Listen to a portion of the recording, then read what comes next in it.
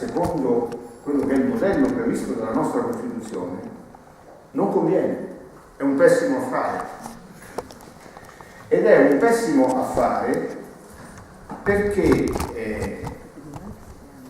quello che lo Stato dovrebbe assicurare alla famiglia, cioè un favore, per i motivi che il sociologo ha detto bene prima, la famiglia è quel corpo intermedio fondamentale della società che è incaricata di assicurare la circolarità in qualche maniera tra le generazioni attraverso sia la vita che nasce ma anche il sostegno alle generazioni degli anziani in qualche modo e garantisce la solidarietà appunto tra le generazioni. Ora tutto questo non solo non c'è in termini di sostegno ma per una serie di fattori che si sono venuti a determinare nel corso soprattutto negli ultimi anni, anche se la storia, come ha detto Astolfi prima, comincia da molto tempo prima, appunto, precedentemente, in realtà si è tradotto in uno svantaggio, un vero e proprio handicap per la famiglia. Tant'è che quando si parla di diritti nuovi, no, per le coppie di fatto, in realtà si sta innalzando una sorta di gigantesca cortina fumogena, perché si vuole arrivare in realtà all'unica cosa che per le coppie di fatto noi non potremmo mai concedere in qualche maniera se non snaturando completamente la natura stessa della famiglia, cioè la procreazione e l'adozione. Per tutto il resto, tolta la pensione di reversibilità, oggi già la coppia di fatto ha gli stessi identici diritti della famiglia, con una serie di vantaggi in più. E i vantaggi in più li capite subito quali sono. Non c'è il cumulo dei redditi per quanto riguarda l'IRPEF, oppure se andiamo semplicemente a cose più recenti, ci ho fatto una battaglia sopra su questo in Parlamento, naturalmente senza successo. Quando voi pensate alla tassa nuova, la Tasi, se voi siete proprietari di prima casa è un discorso, se siete proprietari di un'altra casa è un altro discorso. Ma se io e mia moglie abbiamo una casa per uno, una sola delle due può essere prima casa. Se io e mia moglie siamo conviventi, magari con due indirizzi diversi dal punto di vista dell'anagrafe, quelle due case diventano tutte e due prima casa. Se poi io e mia moglie dopodomani ci separassimo o divorziassimo, tornano ad essere due prime case. Allora capite che c'è appunto tutto un sistema che in realtà va a sfavore della famiglia. Facciamo un altro esempio ancora più recente, su questo andremo a stimolare il governo nei prossimi giorni. Cioè, io trovo molto positivo, sempre che trovo i soldi, che il Presidente del Consiglio abbia deciso di dare un bonus di 1.000 euro in busta paga nel corso dell'anno per coloro che percepiscono uno stipendio netto sotto i 1.500 euro al mese. Va benissimo? Va benissimo. Ma naturalmente se io faccio parte di una famiglia monoreddito beneficerò soltanto di 80 euro al mese.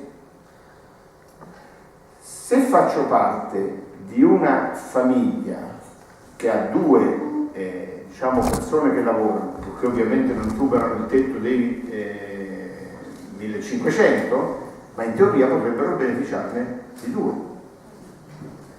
Ma peggio ancora, che io abbia o non abbia figli, allo Stato, ai fini di questo beneficio, non gli interessa niente. E se io di figli ne ho 1, o 2, o 3, o 4, o 5 come nel mio caso, che ringraziando Dio ancora riesco, seppur a fatica, a permettermi, ma pensate a quello che ha 1500 euro appunto, c'è tanta di gente in queste condizioni, che non abbia figli e percepisca un bonus di 80 euro al mese, mi sta benissimo, ripeto, ma che ne abbia 5 e percepisca sempre un bonus di 80 euro al mese, voi capite che è un tremendo disincentivo, o se volete un incentivo alla rovescia, insomma, rispetto alla possibilità di pensare anche ad una progressione. Ma che tutto questo non venga mai considerato ve lo dimostrano due cose. Noi siamo uno dei pochi paesi d'Europa per i quali non solo non c'è un ministero per la famiglia, che sarebbe ancora poco, per il quale non c'è nemmeno una delega alla famiglia, mentre abbiamo una delega ancora non accordata in questo governo, ma tra breve la daranno, per le pari opportunità, e poi spiegherò qualcosa su questo, che cosa ci sta dietro. Ma non abbiamo una delega per la famiglia, tantomeno abbiamo una valutazione di impatto familiare per quanto riguarda qualunque intervento politico, qualunque intervento legislativo, perché le leggi non sono mai neutre per la famiglia, possono essere a favore o possono essere contro. Allora, se quel dettato costituzionale non è una pura dichiarazione di intenti, ma vuole avere qualche reale spessore, allora bisognerebbe cominciare a pensare alle leggi anche dalla prospettiva della famiglia. Ecco, da questo punto di vista c'è un enorme sforzo da fare, a favore del quale gioca solo una cosa in questo contesto culturale, mentre contro ne giocano tante altre, ci ritornerò presto. A favore gioca solo la consapevolezza ormai dell'inverno demografico che sta di fronte a questo paese. I numeri che il dottor Astolfi ha dato prima riguardanti il tasso di fecondità per quanto riguarda le donne sono una media nazionale. Dalle parti mie, parlo del Friuli, siamo a 0,7 figli per coppia, per donna, 0,7 figli per donna come tasso di fertilità. Capite che quel 2,1 che era il tasso necessario per garantire la stabilità della popolazione è impossibile da raggiungere con 0,7, e questo porta a tutta quella serie di problemi che erano esemplificati nella prima slide del dottor Astolfi, una società che forse non si sa se ha il padre o la madre, ma ha certamente i nonni, insomma tanti nonni, no? Noi abbiamo visto la inversione della piramide demografica, con una base sempre più ristretta di giovani generazioni, con una sommità sempre più larga di anziani, spesso, come avviene naturalmente nell'anziano, anche affetti da problemi, malattie, cronicità e quant'altro, e senza più la capacità di poter quindi sostenere tutta una serie di servizi, o comunque con una difficoltà che sta diventando sempre più crescente nel sostenere alcuni servizi, e che probabilmente, se le cose non mutano in qualche maniera, andrà incontro anche a una impossibilità di tenuta del sistema previdenziale, che ancora regge per le correzioni che sono state fatte negli ultimi tempi, ma che potrebbe non reggere più se alcune tendenze dal punto di vista demografico non dovessero essere corrette. Allora, dicevo, l'unica cosa che potrà spingere per politiche a sostegno della famiglia forse sarà proprio la paura dell'inverno demografico e di quello che può comportare. Tra l'altro non è questa la sede per entrarci, ma ci sono tutta una serie di teorie che vedono anche la stessa possibilità di crescita economica delle popolazioni legata anche alle dinamiche demografiche, non solo certamente alle dinamiche demografiche, ma anche alle dinamiche demografiche, sia in termini di voglia di espandersi in qualche modo, sia in termini di propensione al risparmio, sia in termini di investimento sulle conoscenze, che sono tutte cose che vengono fatte naturalmente pensando alle generazioni future, vengono fatte pensando ai figli. E se il programma, il progetto nemmeno esiste della procreazione, è chiaro che tutto questo viene a cadere in qualche maniera come spinta propulsiva. Viceversa però ci sono tante cose che in qualche maniera stanno lavorando contro la famiglia e contro la vita. E io vi dico francamente, non sono abituato a fare il profeta di sventure, sono una persona ottimista per natura, pur facendo il neurologo da tanti anni non ho mai conosciuto la depressione, pure quella degli altri, non ho mai sofferto, e per fortuna appunto, non è neanche mio, per carità, ma così è. Ciò nonostante vi dico che sono francamente preoccupato, molto preoccupato, di quello che è, a mio avviso, il più grave attentato, il più grave attentato alla civiltà che noi abbiamo costruito, i nostri antenati hanno costruito nel corso dei secoli e nella quale noi in qualche modo ci troviamo per nostra fortuna, non per nostro merito, a vivere oggi. Noi abbiamo costruito una civiltà nella quale appunto la famiglia era il corpo intermedio fondamentale, quello che giustificava anche tutti gli altri corpi intermedi, quello a partire dal quale è stato creato anche il principio di sussidiarietà, cioè il fatto che la famiglia viene prima dello Stato. Faccio un solo esempio. All'articolo 18 della Dichiarazione Universale dei Diritti dell'Uomo c'è scritto che la famiglia è la responsabile primaria dell'educazione dei figli. Responsabile primaria dell'educazione dei figli. Vuol dire che ha una sua valenza che è del tutto indipendente dal riconoscimento che possono dare le istituzioni. Esiste perché esiste la famiglia. E così per tante altre cose. Ora, questa famiglia oggi è sottoposta all'attacco della ideologia del gender, che è un attacco che viene da lontano e che, ripeto, a mio avviso è il pericolo più grande che la nostra civiltà sta correndo. Cercherò adesso in poche battute di esemplificarvi perché. Comincio dal dirvi appunto da dove viene questa ideologia e lo faccio a partire da un volume che circola per fortuna da un po' di tempo in Italia e che forse merita di essere andato a sfogliare da parte di tutti voi. Si chiama Unisex, il nome è tutto un programma, no? Cioè una società asessuata, come il barbiere, no? Unisex, buono per tutti.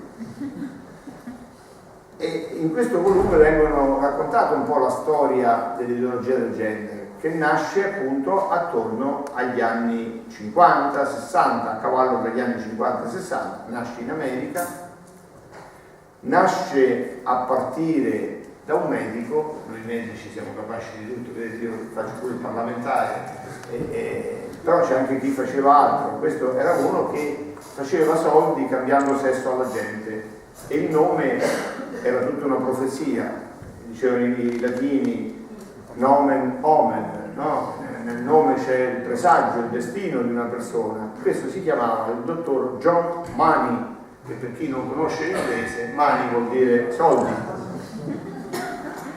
E il dottor John Money che cambiava appunto sesso alla gente, a un certo punto ha capito che c'era un'onda lunga da cavalcare, che era l'onda lunga dei circoli omosessuali che in America cominciavano ad affacciarsi, a venire alla luce e a chiedere cittadinanza politica in qualche modo. Cittadinanza politica che poi in America ormai è diventata anche potenza politica, nel senso che esiste lì dove appunto l'attività di lobbying in qualche modo è anche codificata negli Stati Uniti, esistono delle proprie lobby da questo punto di vista. Sono delle persone, certamente, signora, ma cerco di far capire dove vogliamo. Lei non può confondere transessualismo con l'omosessualità, sono due robe diverse. Allora, se vuole, innanzitutto parliamo uno alla volta, io l'ascolto volentieri. Però io di fronte a questa cosa, lei è un medico, lo saprà meglio di me. Signora, io non pretendo di calarle nulla, sto cercando di fare un ragionamento e non so se alla fine lei sarà convinta, per carità, no. Ma il ragionamento ritengo necessario farlo e mi permetta di farlo. Sì, diamo dopo eventualmente spazio agli esattamente. Sentiamo. Allora, queste persone, dicevo, che negli Stati Uniti rivendicavano uno spazio politico, hanno finito per trovarlo fino a diventare una potenza e l'hanno trovato con il sostegno economico, anche finanziario, fondamentale di organizzazioni molto importanti. Per fare qualche nome, la Fondazione Rockefeller, la Fondazione Ford, la JP Morgan, Goldman Sachs, sono tutti nomi che ormai penso che anche in Italia, anche a seguito delle vicende finanziarie che hanno portato all'inizio della crisi, conosciamo.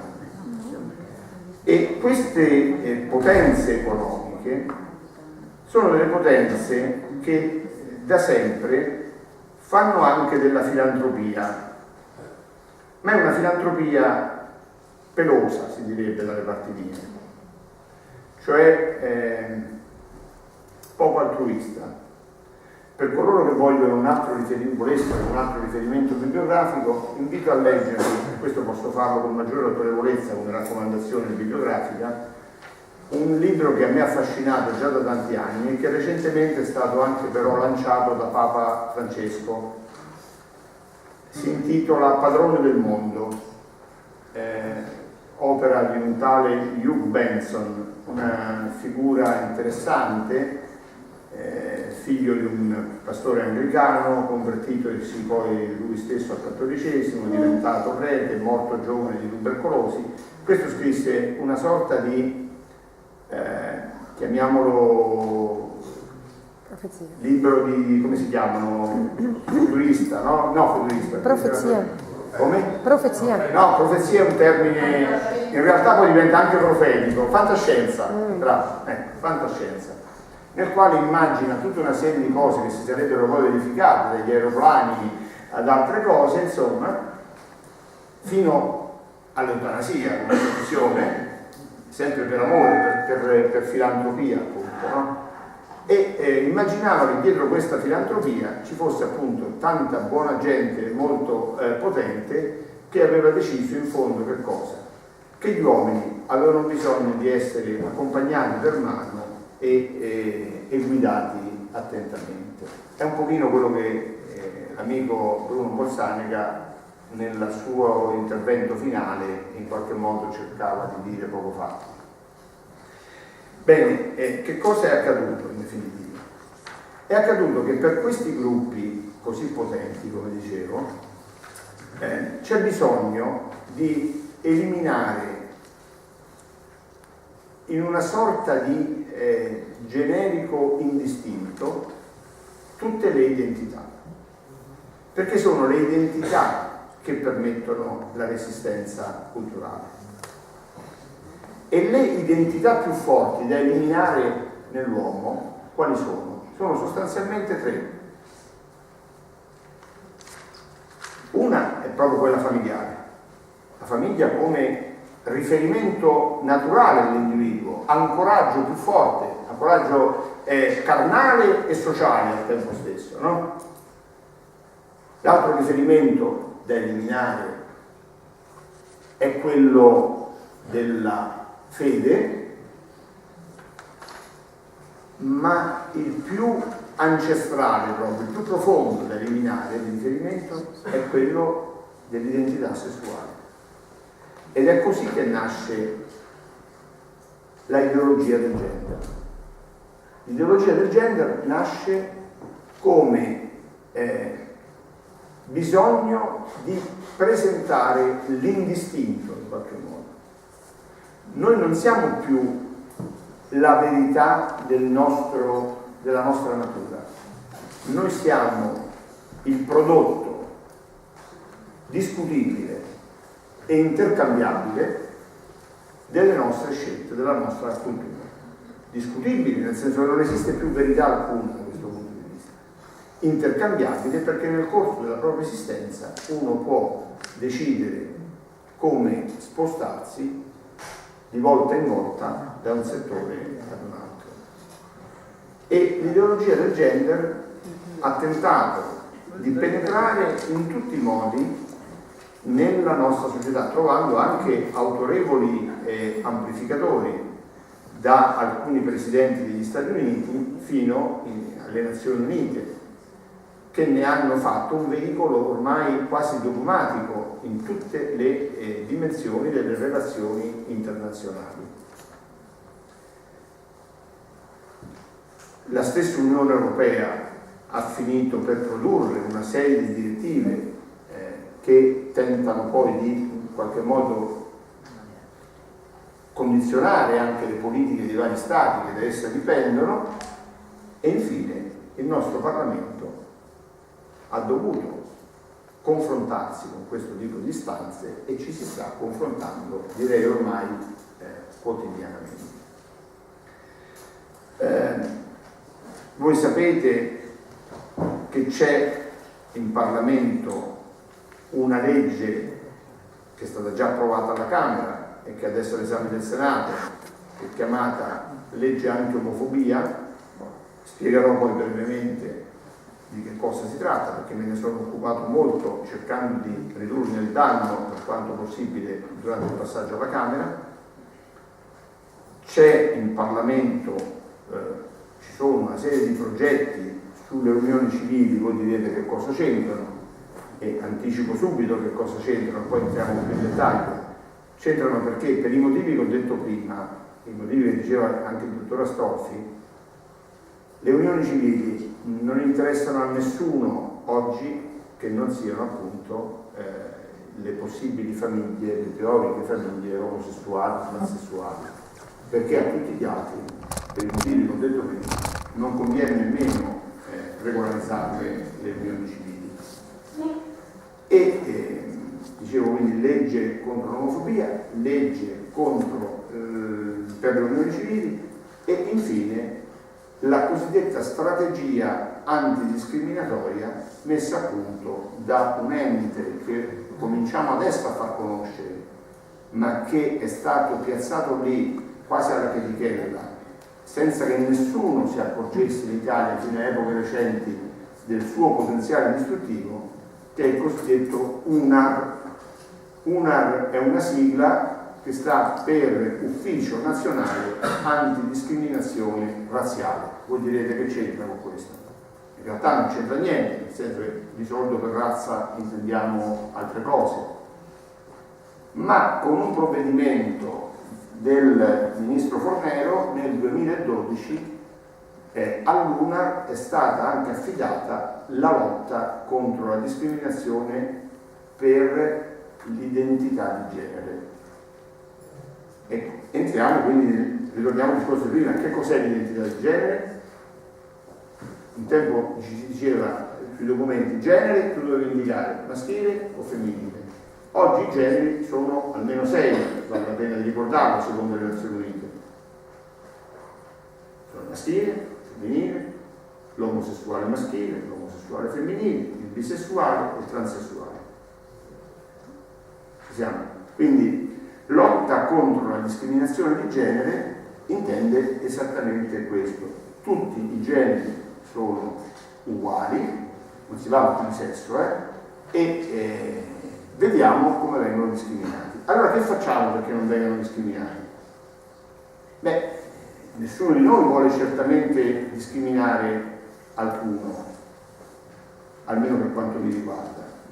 E l'Italia, peraltro, è un paese che da fonti non sospette, e per fonti non sospette dico subito quella che cito, che è un ente di ricerca britannico, totalmente indipendente, che fa ricerche in diversi campi, si chiama Pew Research Center, scritto PEP, è considerato uno dei paesi più tolleranti al mondo da questo punto di vista. Veniamo in questa classifica al 7° posto come paese tollerante. E il Pew Research Center però pare che dica stupidaggine, perché invece noi veniamo presentati come un paese appunto fortemente discriminante dagli uffici dell'UNA, che si sentono investiti del sacro dovere di rieducare questa nostra nazione dal punto di vista della tolleranza. E come la si rieduca?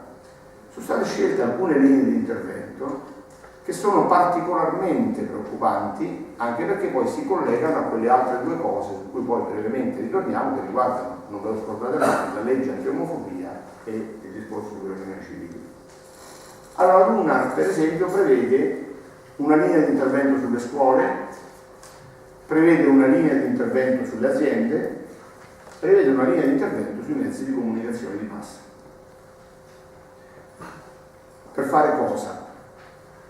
Faccio qualche esempio e così ritorno a un'altra diapositiva di Astolfi che vedo seguito con molta attenzione.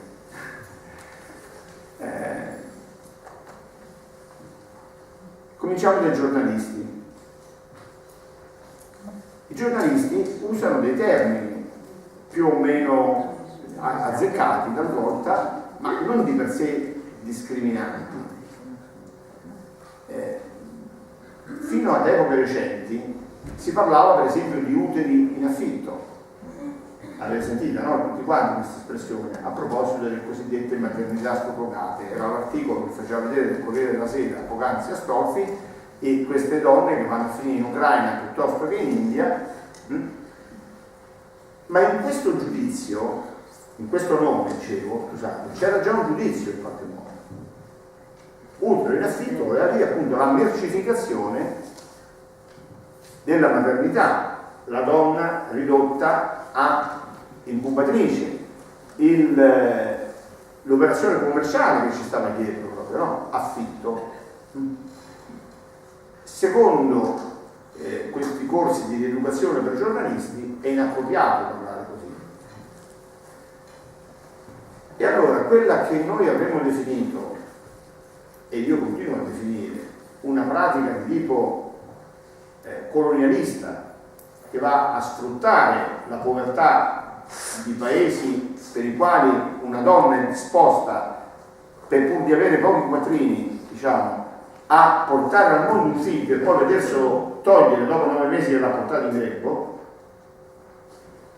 una pratica aberrante proprio, adesso diventa, con un linguaggio molto più corretto politicamente, maternità per altri.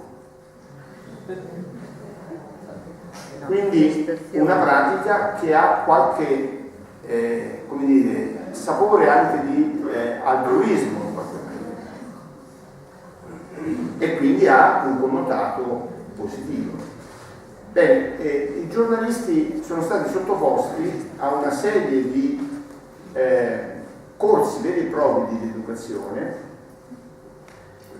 che hanno riguardato proprio delle macro aree regionali dove venivano invitati per proporre tutti questi temi, e poi venivano attivate delle politiche diciamo interne ai giornali per vedere se c'erano effettivamente anche poi il rispetto di questo tipo di linee che ci si era date appunto.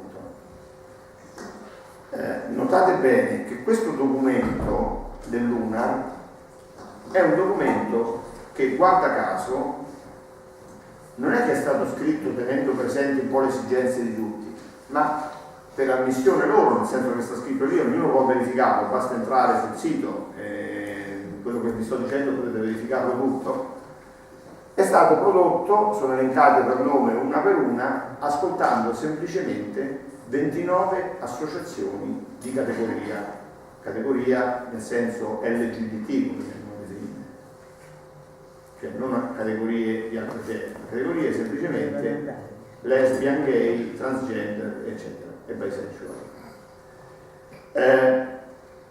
E questo vale per i giornalisti, quindi si comincia a rieducare un popolo attraverso la comunicazione. Adesso il passaggio forte comincia ad avvenire nelle aziende, ne parlerò brevemente, per poi diffondermi un po' di più sulle scuole, che è il pericolo maggiore. Nelle aziende dovrebbero essere introdotti i cosiddetti diversity manager, che sono dei quadri dirigenziali di livello alto nelle aziende che dovrebbero occuparsi appunto della gestione delle diversità. E sono previsti dei bollini, per così dire, alle cosiddette aziende gay friendly, cioè le aziende che hanno simpatia per questo tipo di pratiche. E sono previsti addirittura degli incentivi, dei bonus, dei percorsi agevolati, quindi siamo alla discriminazione al contrario, per le categorie appunto che si vorrebbero discriminate. Un esempio per tutti è stata la triste vicenda, di che cosa questo voglia significare, la triste vicenda del povero Barilla, che oltre che essere sprovveduto si è poi dimostrato anche debole, forse avete ricordato tutti quanti, no?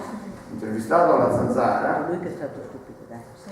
il Barilla, io l'ho ascoltata direttamente la trasmissione, non è che avesse detto cose stratosferiche, gli hanno detto semplicemente, ma lei perché non fa vedere, anzi lui aveva detto che era addirittura a favore dei matrimoni, aveva detto addirittura che era a favore dei matrimoni gay. No. Sì, stavate ad ascoltare, Dai, si l'ho trova. ascoltata parecchie volte. E io pure però, mi dispiace, devo contraddirlo, ma è così. Allora, lui però aveva detto, allora se lei è a favore sostanzialmente, perché fa vedere sempre la famiglia, diciamo, chiamiamola tradizionale, naturale, io dico, ecco, nelle sue pubblicità? Ma perché per noi quello è il messaggio, come dire, commercialmente più rilevante, importante, quello che porta in qualche modo anche un ritorno. A questo punto parte un'opera di boicottaggio. Barilla è stato costretto non solo a come dire, fare marcia indietro e scusarsi per cose che non aveva detto, ma è stato costretto anche ad assumere un diversity manager che gestisce adesso queste politiche all'interno della sua azienda, pagato profondamente, e a mettere in piedi un intero consiglio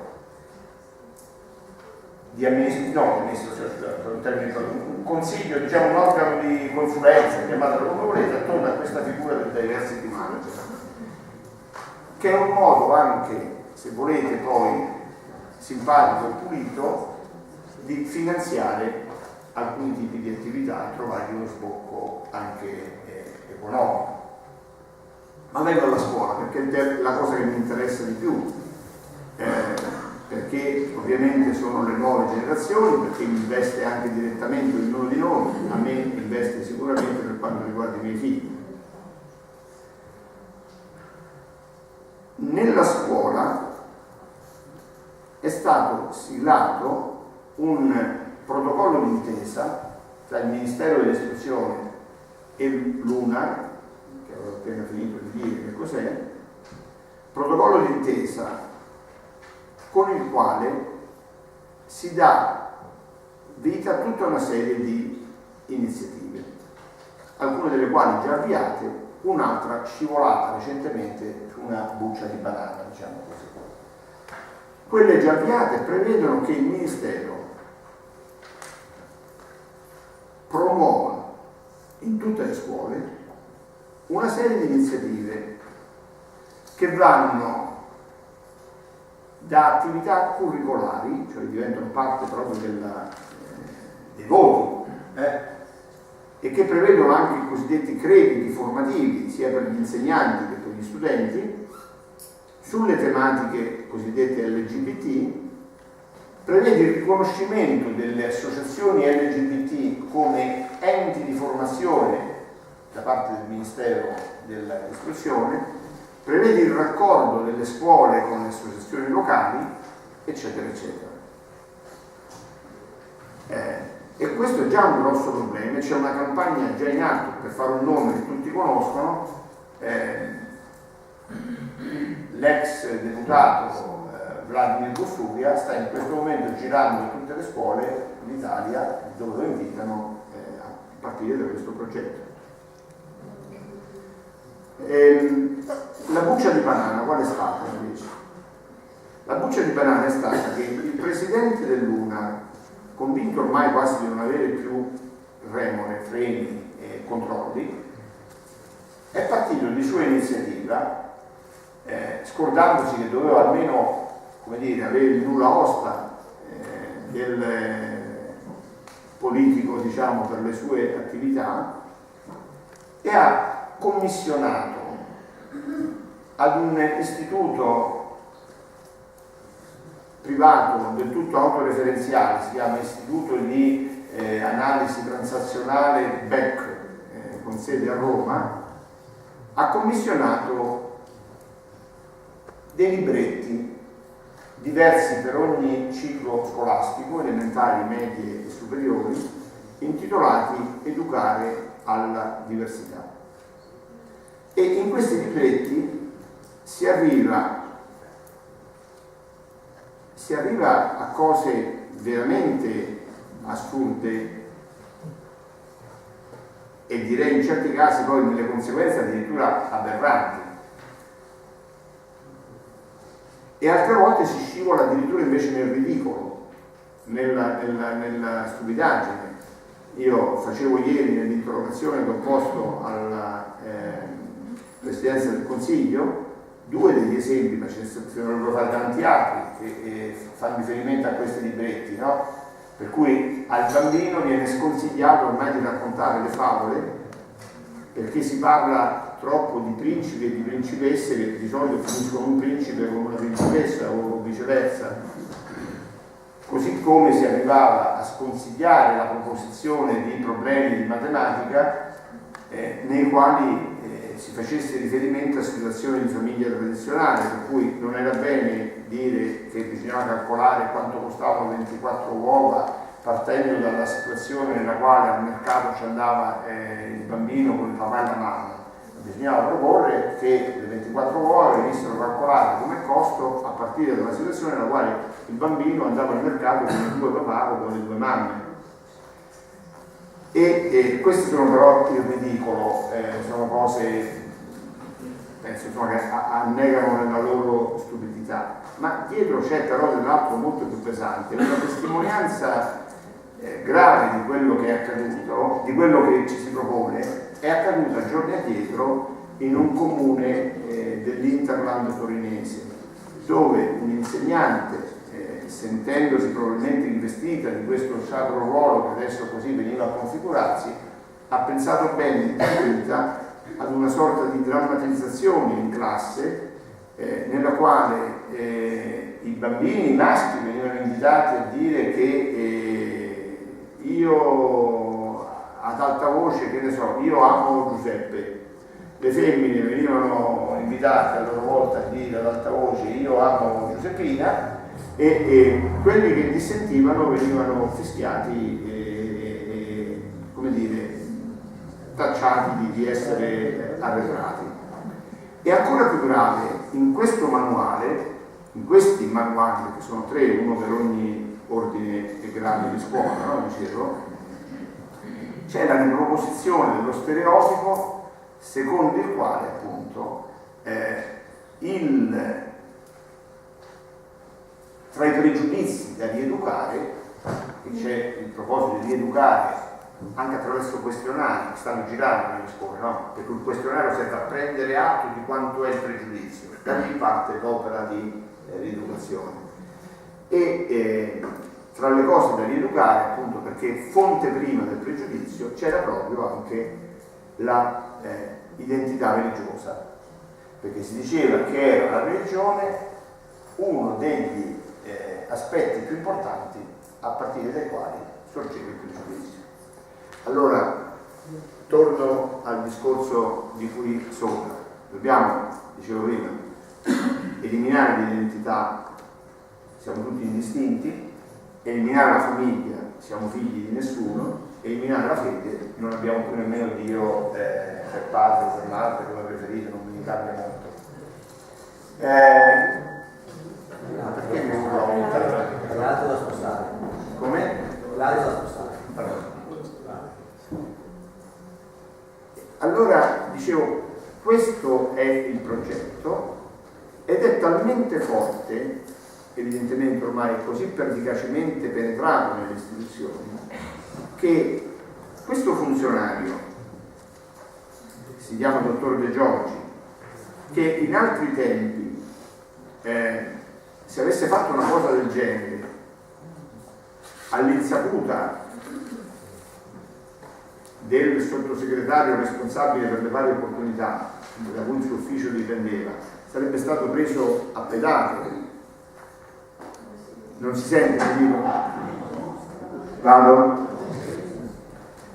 Dicevo, questo funzionario che in altri tempi sarebbe stato preso a pedate per aver scavalcato in qualche modo chi aveva l'autorità poi per proporre questo materiale, ha pensato bene, uno, di non confrontarsi nemmeno con il comitato paritetico previsto dal protocollo d'intesa tra il Ministero dell'Istruzione e dell'Università e l'UNA.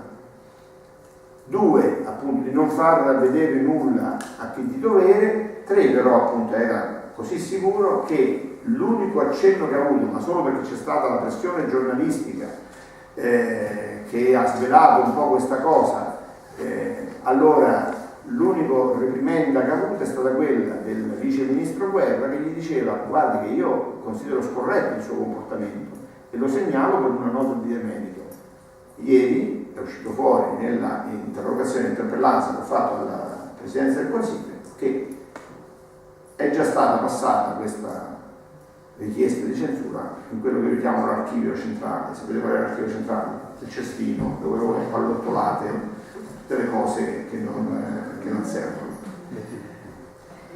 E però, ora voi pensate, e chiudo su questo, magari poi se voglia per approfondire lo facciamo nelle domande, voi pensate cosa questa roba, su cui noi ancora oggi un pochino sorridiamo, perché anche, come dicevo prima io, pure degli aspetti ridicoli, anche se pericolosi, voi pensate però cosa può diventare questo se passasse la legge cosiddetta anti-omofobia?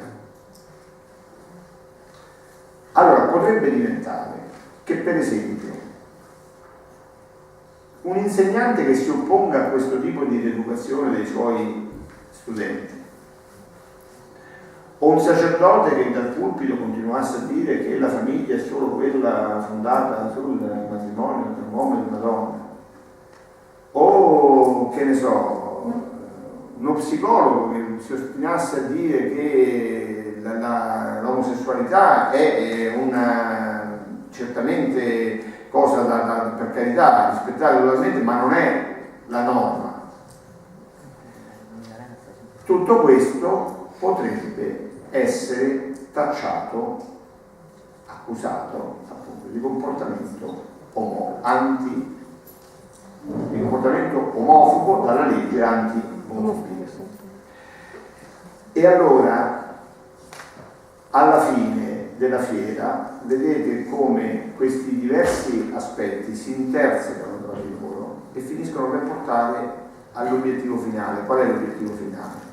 L'obiettivo finale è la legge appunto sulle unioni civili, che dicevo prima non interessa a nessuno quanto riguarda le coppie eterosessuali. La legge sulle unioni civili interessa solo alle coppie omosessuali, ma interessa non per mettersi insieme, questo lo possono fare anche oggi e, come dicevo prima, non hanno nessun diritto in meno e anzi hanno qualche vantaggio in più, ma interessa per un motivo, perché è l'unico modo, se passasse, nel quale poi, ai sensi proprio della legge anti-omofobia, che vieta qualunque discriminazione potrebbero dire: ma perché io devo essere discriminato rispetto ad un'altra coppia eterosessuale legata dallo stesso vincolo di unione civile, la quale ha adottato per esempio un figlio? Perché devo essere discriminato io nel non poterlo adottare? Oppure, se la fecondazione artificiale è permessa oggi in questo paese a una coppia eterosessuale, perché la state impedendo a noi due che siamo una coppia omosessuale? Perché mi dovete impedire di utilizzare l'utero in affitto di una donna piuttosto che la donazione di seme da parte di un uomo per una coppia omosessuale femminile? E badate, non vi sto parlando di fantascienza, questa era all'epoca del libro di Luke Benson che fu scritto all'inizio del Novecento, i primissimi anni del Novecento. Oggi questa non è fantascienza. Due ricchissimi omosessuali inglesi hanno portato in giudizio la Chiesa d'Inghilterra, la Chiesa anglicana, perché ancora si ostina a non celebrare i matrimoni dei gay, pur essendo ridotta come ridotta. È stata portata, diciamo, in giudizio, adesso probabilmente non se ne farà niente, però è significativo dei segni dei tempi in qualche modo. Allora, che vogliamo fare di fronte a questo? Io credo che quello che bisogna fare sono innanzitutto delle azioni positive, e le azioni positive sono riprendere una politica sociale a favore della famiglia. Questa è la prima cosa. Riprendere una politica sociale a favore della natalità, che va sostenuta, va incoraggiata, ripeto, non per motivi di ordine ideologico, ma va sostenuta e incoraggiata per esigenze di natura strutturale proprio della società. E però, mentre facciamo tutto questo, io credo che se non vogliamo fare come gli struzzi che mettono la testa sotto la sabbia, noi dobbiamo al tempo stesso non smettere di proclamare chiaro e forte che la tolleranza va bene per tutto, assolutamente, ma che l'indistinto non ci appartiene e che soprattutto non è vero che tutti i gatti sono bigi. Esistono quelli neri, quelli bianchi, quelli rosa, quelli pezzati, cioè esiste una verità delle cose che vanno chiamate con il loro nome, e allora non è possibile pensare appunto che spacciamo per matrimonio quello che non lo è, perché non lo può essere semplicemente. Non lo dice lei questo? Lo dico io, lo dice la nostra Costituzione, lo dico io, lo dice la nostra Costituzione. Vorrei fare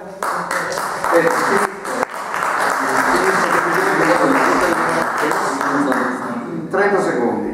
Quindi dicevo, due piani di lavoro, uno quello sociale, l'altro quello culturale. Se il piano culturale non c'è nemmeno la tenuta sul versante sociale, perché non esiste nessun motivo a quel punto per dare sostegno appunto alla famiglia. Ho finito, ho spiegato meglio. Grazie.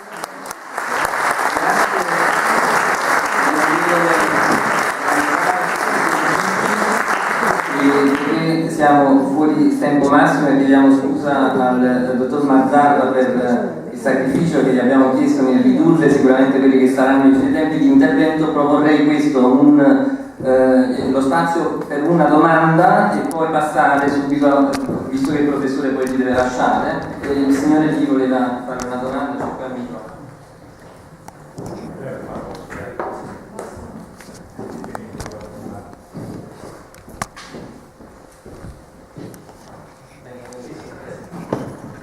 Ecco, io volevo fare una riflessione riflessioni, insomma, riguardo a quello che ho sentito durante tutto il convegno e porre un attimo l'attenzione su un discorso, insomma, articolato. Ho sentito interventi dal punto di vista della biologia, sicuramente che non sono messi in contraddizione, non possono essere contraddetti sicuramente dalle famiglie omogenitoriali. Sono interventi che stanno a ribadire l'identità biologica, che non è mai stata messa in dubbio, il genere maschile e femminile, che però non deve essere confuso dall'identità di genere sessuale. Allora, un discorso sicuramente di voler promuovere l'indistinto, come ho sentito adesso, è un discorso un po' generico, un po' generalista, no? Mi sembra un po',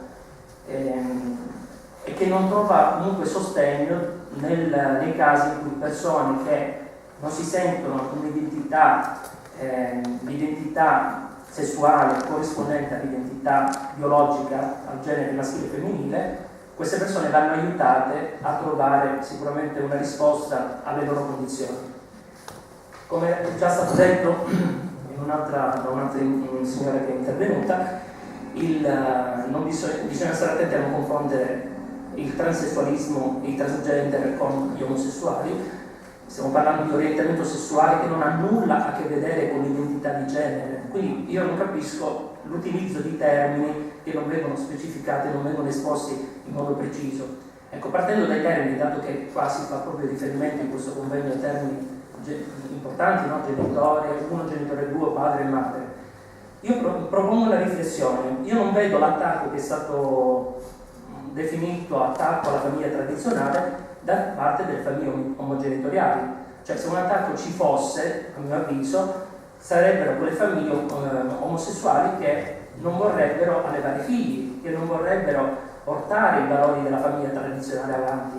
Invece, siccome, secondo me, le famiglie omogenitoriali, proprio perché rispettose delle famiglie tradizionali eterosessuali, vogliono portare avanti il modello della vita, non attaccano in nessun modo nel promuovere la vita attraverso l'adozione o nel promuovere la vita attraverso la gestazione per altri, che è stato volgarmente definito utile in affitto, alla quale secondo me bisognerebbe ribellarsi, perché una persona non si può ridurre alle proprie parti anatomiche, ai propri caratteri sessuali primari e secondari, bensì è un organismo, ogni persona è un organismo, voi me lo insegnate, un organismo olistico, un organismo intero, un organismo che porta in sé delle domande e delle risposte. Ecco, quindi questa è la mia riflessione, invito a parlare.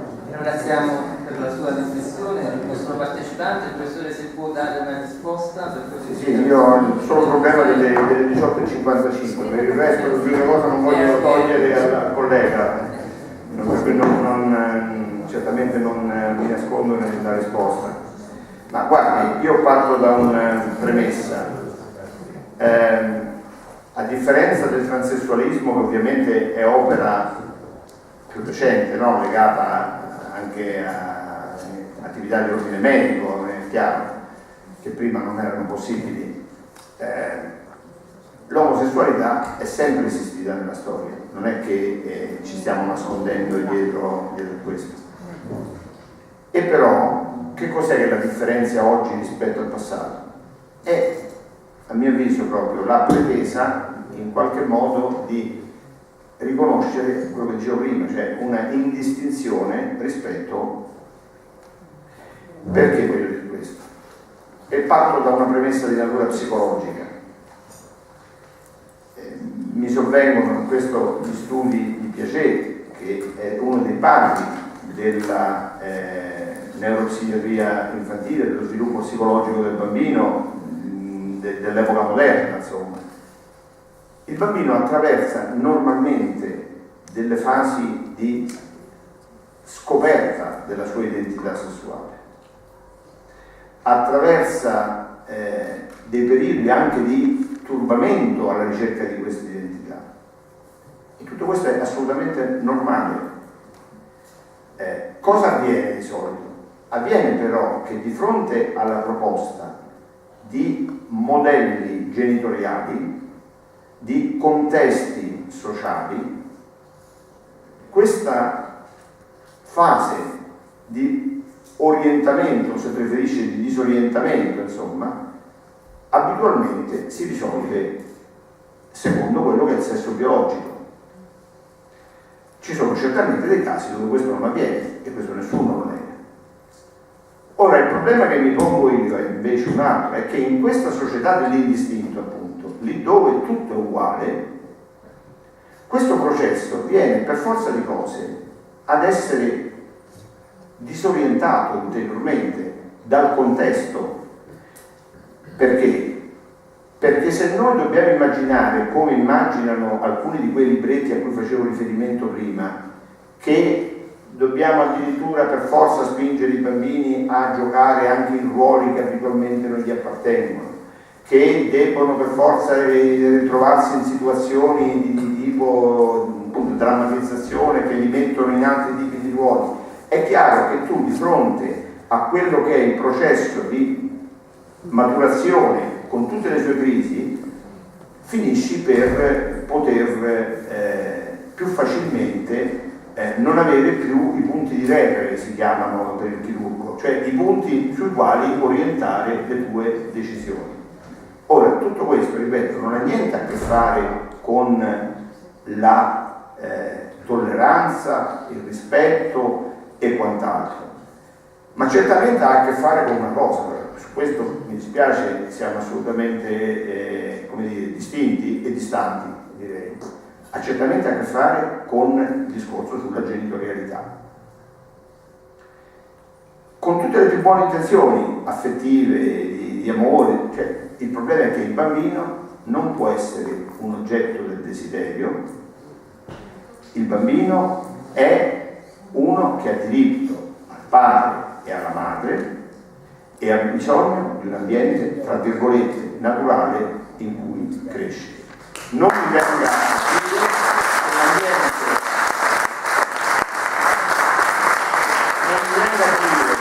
l'ambiente naturale è quello della gestazione per altri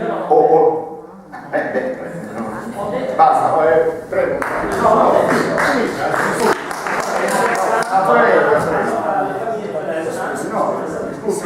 Fate un altro punto. No,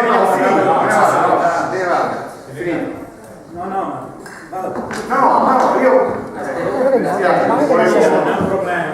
Ma non è lei il problema. mi scuso. Allora, un attimo solo, scusate. Riprendiamo. Mi dispiace. Riprendiamo un attimo.